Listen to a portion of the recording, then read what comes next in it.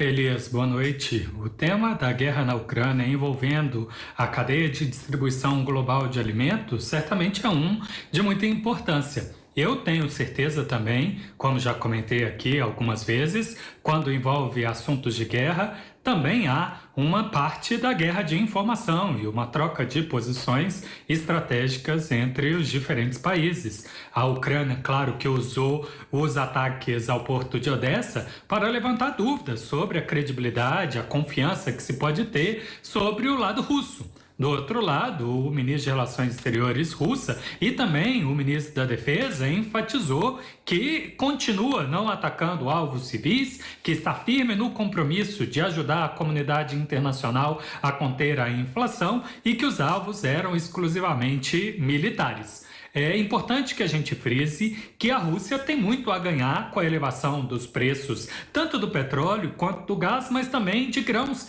já que dentre os grandes produtores mundiais, ela é um dos poucos que tem capacidade de aumentar a produção e essa produção ser exportada, ou seja, a demanda interna não é tão grande o suficiente para absorver essa expansão. Brasil e Estados Unidos se beneficiam da elevação do preço, pelo menos do lado dos exportadores, mas também têm enfrentado problemas de inflação doméstica, especificamente porque esses dois países não têm o hábito de possuírem estoques reguladores, ou seja, o governo não compra milho, trigo para ir vendendo aos poucos e controlando a inflação. Pelo menos o lado do Brasil, essa é uma política mais recente, a gente já teve isso no passado, focado no interesse do cidadão comum e a cesta básica como um todo. Esses países alinham o preço à definição do mercado, ou seja, aquilo que nas bolsas de mercadorias e valores futuros pagam ou definem do valor desses insumos, dessas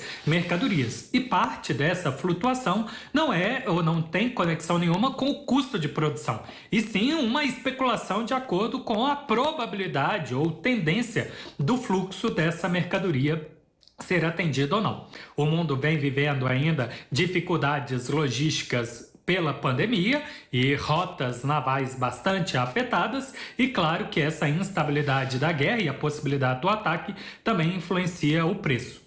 Algo importante também a acrescentar, especificamente no tema de grãos, não podemos ignorar que a China está consumindo mais e mais desses recursos, especificamente para atender a demanda crescente muito grande, inclusive de proteínas, que ela objetiva produzir uma segurança alimentar e não depender da importação de carne de porco, carne de aves e nem também de gado bovino, e aumentando a sua produção interna.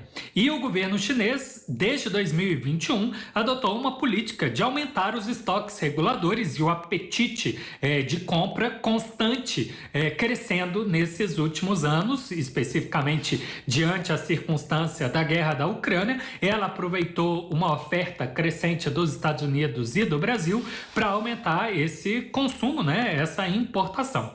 É interessante ver que a China tem enfrentado uma inflação muito mais controlada do que o Brasil ou outros países ocidentais.